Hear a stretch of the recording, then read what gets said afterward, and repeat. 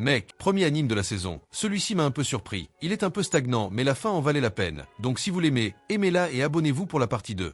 Et au début de tout cela, une équipe d'agences, les agents spatiaux, détecte une distorsion dans l'espace. Le chef du groupe ordonne alors à chacun de pointer ses canons en direction des coordonnées indiquées et d'ouvrir le feu dès l'apparition du vaisseau ennemi. Mais avant qu'il puisse se préparer, une lumière rouge illumine les lieux et un chevalier mobile en surgit, laissant tout le monde stupéfait. À cet instant, un membre de l'équipe reconnaît le comte maraudeur, équipé de son armure, titan noir. Constatant qu'il est seul, les agents spatiaux décident d'ouvrir le feu sur le comte maraudeur. Mais avant qu'il ne puisse l'atteindre, Liam les achève et demande à ses ennemis de ne pas s'embêter, faute de quoi ils resteront sa proie. Soudain, l'assistante de Liam, une jeune fille nommée Amaji, le contacte avec inquiétude. Il lui explique que tout s'est déroulé comme prévu depuis le début. Liam a réussi à se téléporter à l'endroit idéal, prenant les ennemis par surprise, grâce au calcul d'Amaji. En entendant cela, elle est flattée que son maître reconnaisse ses compétences. Liam, quant à lui laisse le reste de la tâche et demande à Amaji de lui montrer de quoi elle est capable. Amaji coordonne alors l'attaque des vaisseaux et lance Christiana dans la zone de combat. Voyant son retard, Liam la gronde, mais Christiana promet de rattraper son retard en éliminant tous les ennemis. Il lui promet alors d'éliminer tous les ennemis seuls si elle persiste à temporiser. Christiana passe alors à l'attaque et promet de combattre à ses côtés avec toute sa fierté. Pendant ce temps, Amaji apprend que des navires ennemis sont à portée de tir. Elle ordonne donc à ses canons de tirer immédiatement sur les ennemis, détruisant ainsi tous les navires ennemis. Liam, quant à lui, reçoit un appel de Nia qui lui demande s'il apprécie le navire de la 7e usine d'armes. Liam lui conseille alors de laisser ce sujet de côté, car après tout, ils sont encore en plein combat. Mais face à cette réponse peu directe, Nia insiste et dit qu'elle veut connaître son avis immédiatement, car s'il apprécie les performances de ses navires, il peut lui en demander 100 ou 200 autres comme celui-ci. Constatant que la jeune fille ne le quittera pas de sitôt, Liam demande à Amaji d'organiser l'achat de navires supplémentaires avec Nia. Et après avoir fait cela, il retourne au combat et humilie ses ennemis en les détruisant, les qualifiant tous de faibles et d'impuissants. Au milieu de ses discours colériques, Liam révèle ses véritables motivations. Il cherche à se venger de sa vie passée, qui, selon lui, était complètement déplorable et pathétique. Il a alors un flashback d'une nuit où, de retour chez lui, il a trouvé sa femme l'accueillant. Après avoir échangé quelques mots avec Mika, il découvre que sa fille, Kanami, est déterminée à acheter un chien. Bien qu'il n'ait pas beaucoup d'argent pour satisfaire les caprices de sa fille, Liam décide de profiter de son temps libre pour l'emmener dans une animalerie. Voyant son enthousiasme pour les animaux, Mika lui dit qu'elle ne s'attendait pas à ce qu'il soit lui aussi intéressé par l'achat d'un chien. Liam raconte alors qu'il y a longtemps, il avait un chien dans sa famille qu'il aimait beaucoup, et que depuis sa mort, Liam ne cesse de penser à lui. Eh bien, un autre jour, il retourne à sa routine de travail fatigante et finit par avoir un désaccord avec le chef de son secteur, qui commence à l'attaquer violemment, lui reprochant quelque chose qu'il n'a pas fait.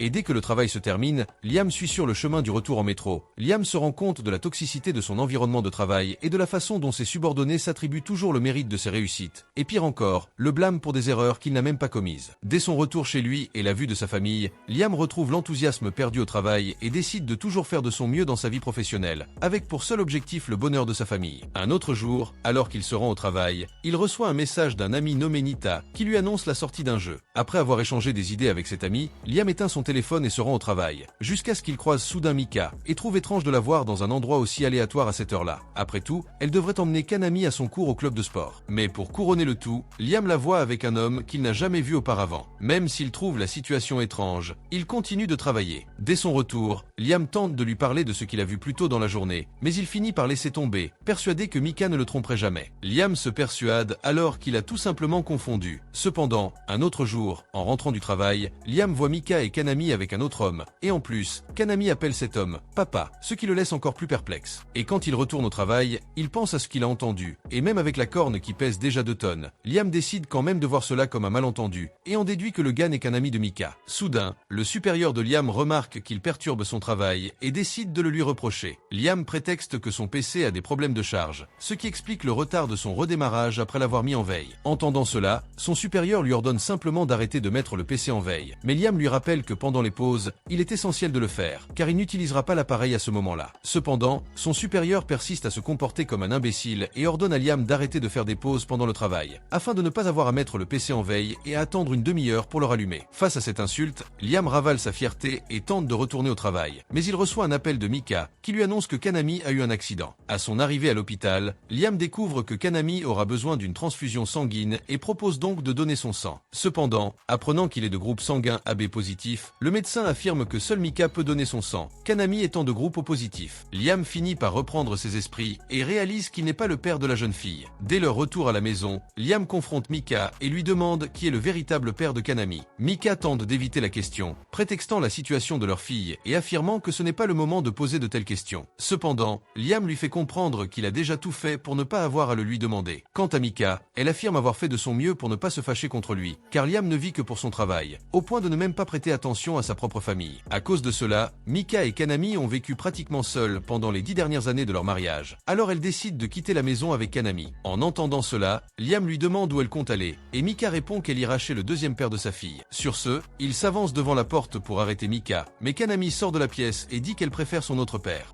Eh bien, le lendemain, quand je suis allé au travail, patron de Liam découvre qu'il a viré 50 millions de yens sur un autre compte au hasard et le licencie sur le champ. Mika utilise ensuite ce licenciement comme prétexte pour demander le divorce et obtenir la garde de Kanami. En plus de cela, Mika lui impose toujours une pension alimentaire. Et pour couronner le tout, Liam est contraint de travailler dans le bâtiment pour rembourser les 50 millions qu'il a détournés de l'entreprise, car c'était le seul moyen d'éviter des poursuites. Les jours passent, Liam continue de travailler dur sur le chantier, persuadé qu'un jour les choses s'amélioreront et qu'il pourra revoir Kanami. Mais lorsqu'il regarde une photo de la jeune fille sur son téléphone portable, il se met à tousser du sang. Dès son retour chez lui, sa quinte de toux s'intensifie, au point qu'il se rend compte qu'il est sur le point de mourir. Mais avant cela, il reçoit une mystérieuse vision qui lui révèle que la personne responsable du transfert de 50 millions de yens était son propre patron. De plus, cette lumière commence à lui rappeler le jour où Liam a vu Kanami déjeuner avec son vrai père, en l'occurrence son patron. Et pour finir d'enterrer son visage dans une tombe de merde, Mika commence à le mépriser, disant qu'il l'a endetté d'1 million de dollars et qu'il exige toujours une pension alimentaire, alors que Liam n'est même pas le père de sa fille. En entendant cela, le patron est choqué par la perversité de Mika, et Liam, quant à lui, se met à pleurer en suppliant que tout cela ne soit qu'un mauvais rêve. Mais à ce moment précis, un homme mystérieux apparaît et affirme que tout ce que Liam voit est vrai. Après cela, il demande si Mika et son patron s'en sortiront impunément, et Liam, déjà irrité, répond que ce ne sera pas le cas, car il trouvera un moyen de se venger de tout le mal qu'ils lui ont fait. Voyant la haine et la tristesse de Liam s'estomper, celui-ci se met à sourire, se délectant de tous ses sentiments négatifs déversés sous ses yeux. À ce moment-là, Liam demande qui est cet homme, mais il esquive la question, prétextant qu'il s'intéressait à lui et à sa bonté. Mais en entendant cela, Liam lui fait comprendre qu'il n'a rien gagné à être un homme bon. Au contraire, il n'a fait que s'endetter, être trahi et même découvrir qu'il a élevé la fille d'un autre. C'est pourquoi, à l'aube de la mort, Liam affirme qu'il aurait dû faire un doigt d'honneur au monde et à tous, et vivre pour son propre bonheur. Après tout, contrairement à ce que dit le dicton, l'humilié ne sera jamais élevé. Et en y réfléchissant, Liam dit que s'il avait la possibilité de vivre une seconde fois, il ne vivrait qu'en se considérant comme un méchant qui piétine tout le monde. En entendant cela, cet homme mystérieux lui annonce une bonne nouvelle. Il est là précisément pour envoyer Liam dans un autre monde et lui promet de l'appeler son guide. Puis, le garçon commence à lui expliquer le nouveau monde dans lequel Liam vivra. En l'occurrence, il s'agit d'un monde similaire à celui où il a vécu, à la différence qu'il y aura de la magie, des épées et tout ce qu'un monde fantastique peut offrir. En entendant parler de cette réincarnation dans un autre monde, Liam se souvient que son ami Nita parlait toujours de quelque chose de similaire. Mais comme c'était très improbable, Liam a toujours cru que cela ne pouvait arriver que dans les livres. Cependant, le guide lui dit de choisir le nouveau monde dans lequel il veut vivre. Liam décide donc d'aller dans le monde des robots et des vaisseaux spatiaux, car c'était le sujet dont il parlait le plus avec son ami Nita. Eh bien, avant de l'envoyer dans ce nouveau monde, le guide l'informe que Liam obtiendra le rang de comte. De retour au présent, Liam se retrouve au cœur du combat, détruisant ses ennemis avec une miséricorde de la taille d'un atome. Mes amis, que ne peut pas faire une corne pour le gars, c'est vrai. Il est allé dans un autre monde pour devenir un méchant. Même si le gars a beaucoup souffert, c'est vrai. Il a montré tout ce qui s'est réellement passé avant de mourir. Il aurait pu juste le tuer. Il l'a tué et l'a emmené là-bas. Il est même allé là-bas pour faire le coup de grâce. C'est beaucoup de conneries et si vous voulez continuer notre taureau en colère, laissez un j'aime et abonnez-vous. Et jusqu'à la prochaine vidéo.